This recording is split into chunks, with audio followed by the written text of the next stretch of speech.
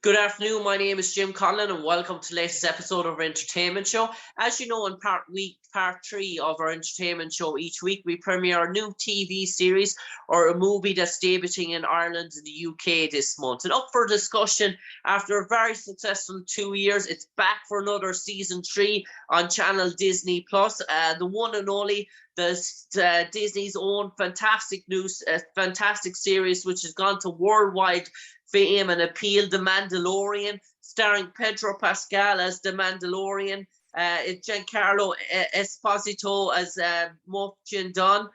We have Katee Sackhoff as Po-Katan. We've Nick Nolte as Noel. We've Gina Carano as Cara Dunn. And the one and only who plays Greef Karga. I don't know if you can hear me. Know him from his time in the movies, the iconic movies such as Commando with Arnold Schwarzenegger and the Predator and sort of stuff like that. The one and only Carl Weathers. Carl, an absolute pleasure talking to you on the airwaves this evening. We spoke to you in the past in season 1. You're back here in season 3. You're still going as strong as ever, and there seems to be no end in sight for The Mandalorian. We hope there's no end in sight. I think everyone who's involved in this project is really enjoying it. We're happy because fans are happy, and it seems that fans all over the world are enjoying The Mandalorian and all the characters, including Grogu, Greef Karga, the character I play. So I'm just glad we have another season coming. And have you, since you've got involved in this universe in this sort of sci-fi type of world, have you become a real sort of fan? In terms of I know you're an action type movie guy, you played all different sorts of movie roles, but had you a real deep interest in the sci-fi genre? Was something that really appealed to you? Have you, since you've got involved now, you're into your 3rd season of The Mandalorian, is sci-fi growing on you? Well, sci-fi was always an interest because there are good stories to be told, you know, and of course, the Star Wars the galaxy opens itself to so much and so many great stories and great characters. So being involved in it just has allowed me to have a deeper appreciation. And it seems to be a reborn for sort of classic type of stories. We see Patrick Stewart out there promoting Star Trek Picard now at the moment, still going very strong. A whole new audience, a whole new fan base for that, the time to sort of classic. So people always have a love and an interest and a grow for sci-fi. It seems to define the decades in terms of that. It seems to be ageless. You can't really say, well, 70s, 60s were your Western, 70s were your police shows, 2000 were your futuristic. But in terms of sci-fi, there's no real time limit in terms of it's ageless. We think of Blade Runner back in the 80s and stuff like that. Reboot's still going strong and stuff. Do you always feel like when you're involved in sci-fi that you can be in any decade? Well, I don't think decades apply because in this genre of storytelling, in sci-fi, and certainly when you're talking about outer space and galaxy, the Earth is just a pittance. It's a drop in the bucket in terms of the number of years that the Earth as we know it have existed. So how can you even talk about sci-fi in decades?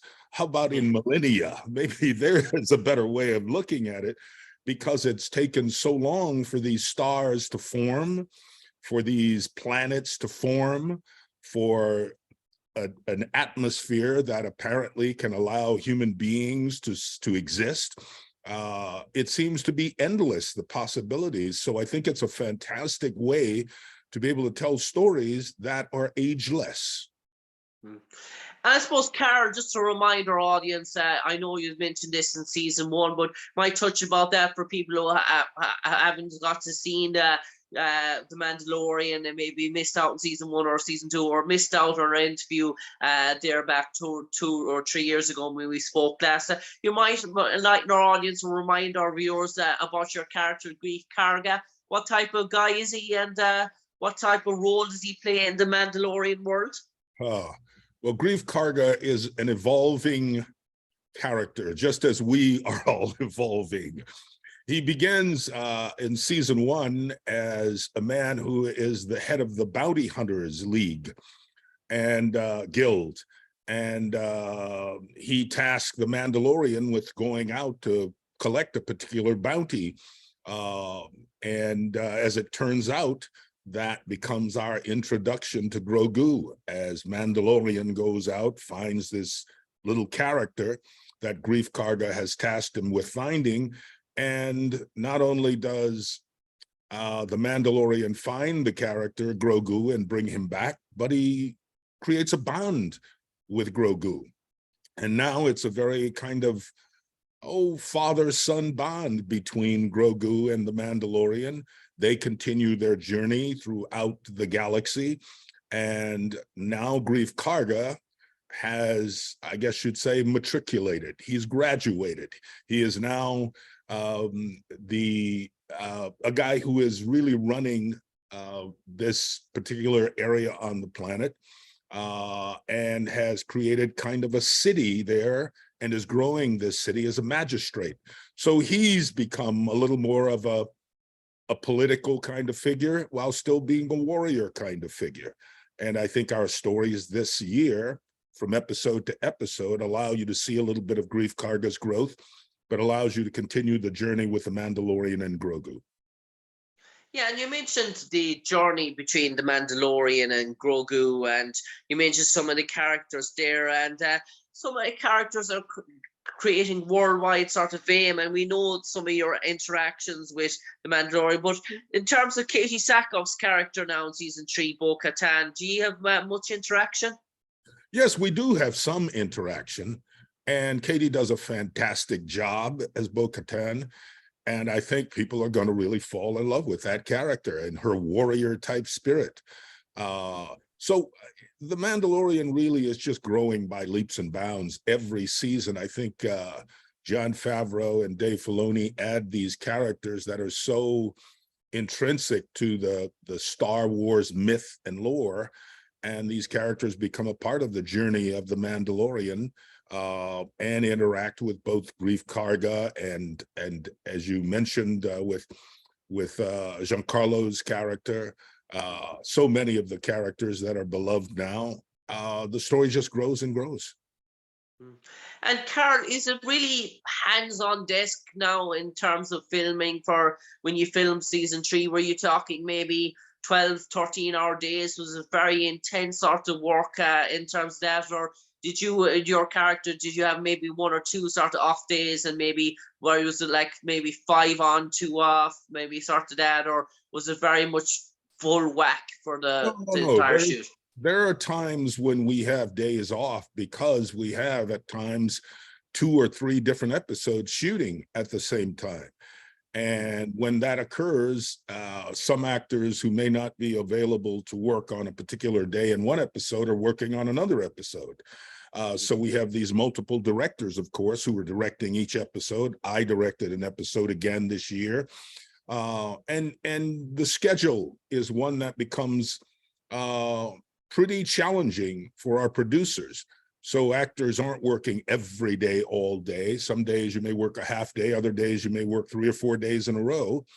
And it goes on and on from episode to episode. So once you're in, though, it's in for a penny, in for a pound, because there's so much to get done for these episodes of The Mandalorian. And they're so big now. The scope is amazing for season 3.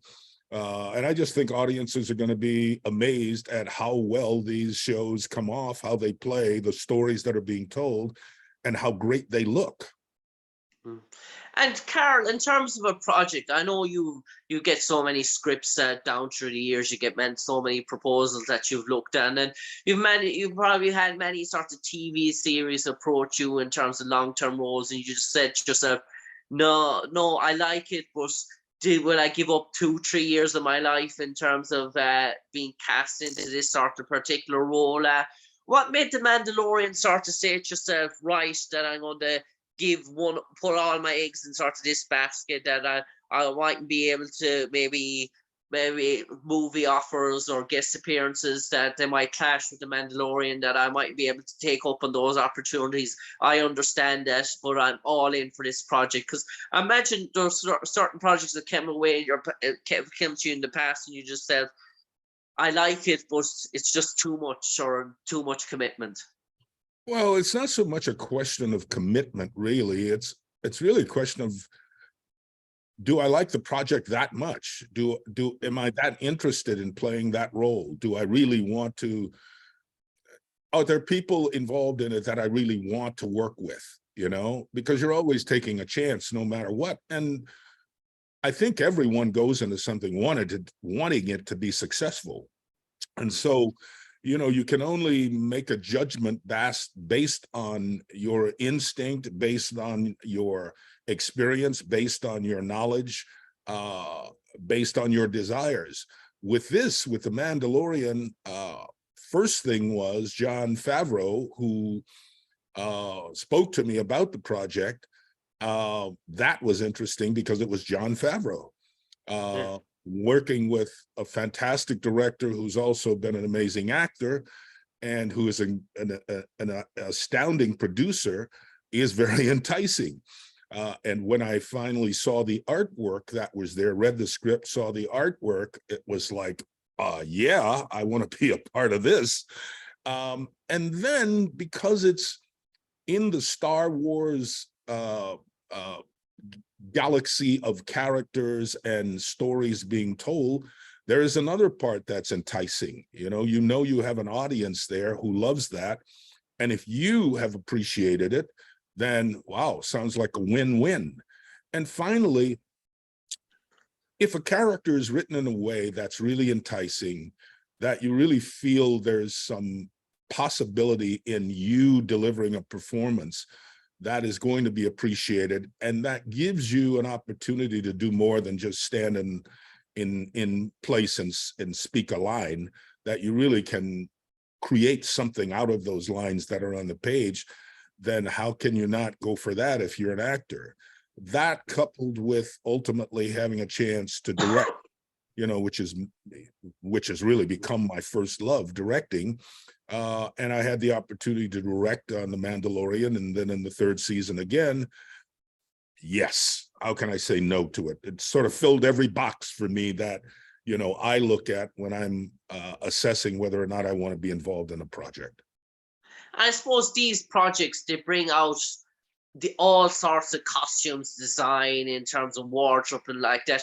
As an actor that has been there, done that, you still get excitement when you see these futuristic sort of outfits and costumes that you sort of wear. Do you always feel like a young sort of boy, getting the giggles or the goosebumps when you're put into these sort of space outfits? Do you like all that, wearing that clothing rather than the normal regular clothing that you would wear in a sort of normal suit?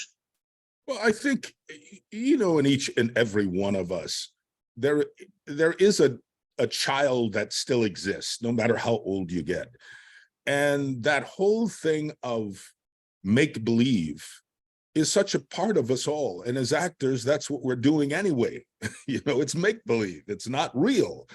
So when you get wardrobe that really becomes a way of assisting you in getting to the make-believe and creating a character that audiences can really appreciate, from what they're wearing to what they're feeling and saying and how they're delivering that performance, how can you not? And when we have great designers, as we have on The Mandalorian, who every year just create these wonderful wardrobes, costumes for the actors to wear.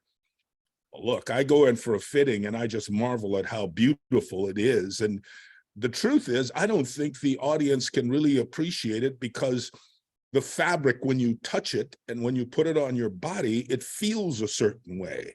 And the colors are so vivid and so strong at times. And the brocade that's on is so detailed that you would have to put the camera right on top of it to really be able to see how intricate some of it is. So as an actor, you go, wow, I love this. You know, I just absolutely love this. I can't wait to put it on for the performance, because it just picks you up and takes you right into how that character behaves, how he or she walks, because the wardrobe's going to control it in a certain way, you know, how you sit, how you stand, all of those things. So yeah, I enjoy the wardrobe a lot, and the people who do it, I applaud, because they do a great job.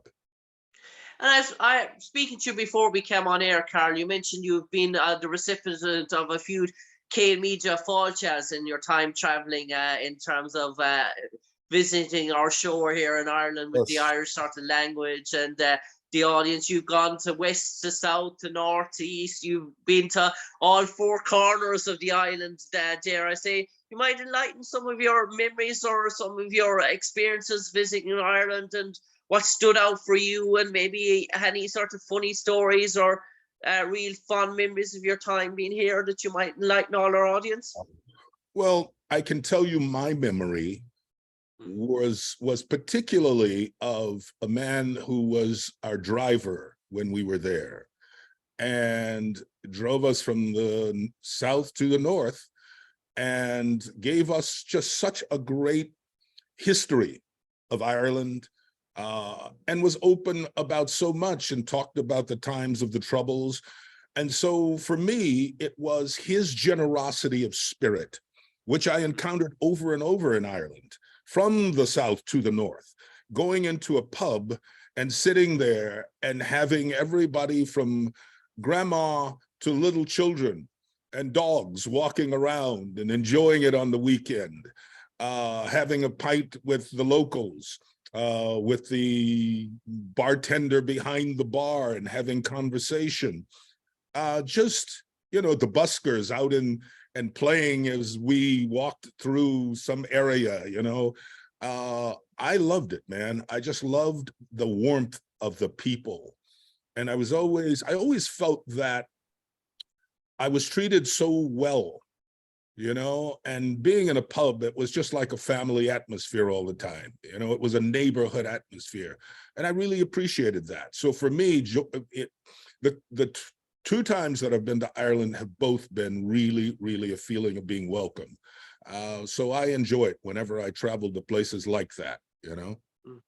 And you mentioned going to the south and the north and traveling. I suppose an actor, you're so used to the bright lights of Hollywood and Los Angeles and Las Vegas, to get away to rural countries, scenic surroundings with castles and with cliffs and natural attractions and history going back to the Celtics, the Celts or the Vikings. Does that excite you more than walking down the boulevards of Hollywood or stuff like that? Do you get a more kick out of the real retroness of being able to get away from that sort of world? Do you like getting away from that sort of world, Carl Weathers, now and again? Well, why wouldn't one? Because that's the essence of us all, you know, the bright lights. I remember someone saying to me a million years ago, you look out, you look at skyscrapers and you look at all those, he said, that's not real. That's imagination.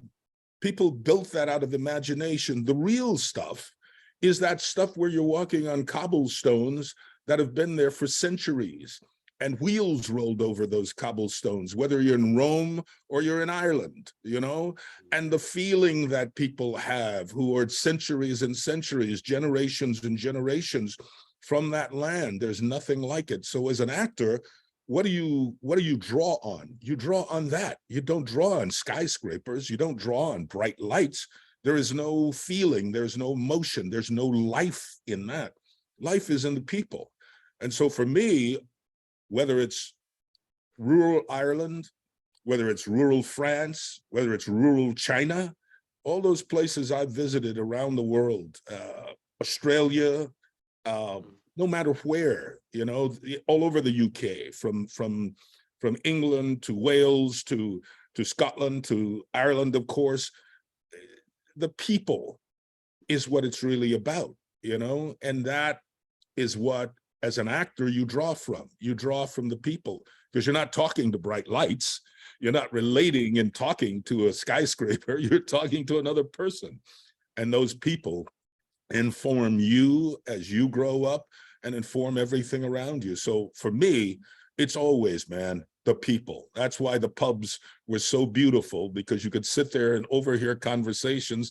But when the Irish accents got really thick, I couldn't understand a thing, you know? And so, and I do a terrible Irish accent, but you know what I mean, you know? Or if I'm in Australia and people from the outback, I had a driver when I was working there doing a movie, and it took me 2.5 weeks to be able to really understand him, because his talk was like marbles in his mouth, you know? Or when I was in Scotland, the same thing. The brogue is so strong that you just don't understand it. You know, it was just amazing. But after a while, you feel the people. And of what I do begins with, because I'm always looking for that when I do a character. Carl Weathers, a great note to talk about. And we're just going to finish now before we let you go, because you're a very, very busy man. For the final 30 seconds, you might enlighten all our audience, all our listeners, why they should tune in en masse to watch Channel Disney Plus for the season 3 premiere of The Mandalorian, and what's in store for them, Greef Karga? What's in store for them, Carl Weathers? Well, first of all, if you love the Star Wars galaxy of entertainment, you got to tune in for that, okay? The beginning of The Mandalorian season 3, why would you want to miss that? And secondly, there's such great stories being told throughout this season of The Mandalorian with such magnificent actors. I'm not going to spoil it, but there are going to be some surprises in terms of who you're going to see in The Mandalorian season 3, what great actors you've appreciated for so long. And then you mentioned, you know, you've got Giancarlo Esposito, you've got Pedro Pascal, you've got, you've got Grogu, of course, right? You've got Katee Sackhoff, you've got Emily Swallow, you've got lots of fantastic actors who are in it. So tune in. What do they say? Be there or be square. So don't be square. I'm really dating myself with that. It's corny, but you got to tune in to watch The Mandalorian on Disney Plus. Carl Weathers, on that note, for me, Jim Conlan, it's been an absolute pleasure talking to you on the airwaves today. Carl, I spoke to you in season 1. I'm now speaking to you in season 3, and I'm going to schedule a note here to make sure to arrange an interview when season 6 rolls around, and we'll catch up again in terms of that, and we'll have a future chat again, no doubt, when season 6 of The Mandalorian rolls around. I'm sure it's only around the corner, Carl. From your mouth to God's ear, Jim. Thank you. Cheers. Take care, Carl.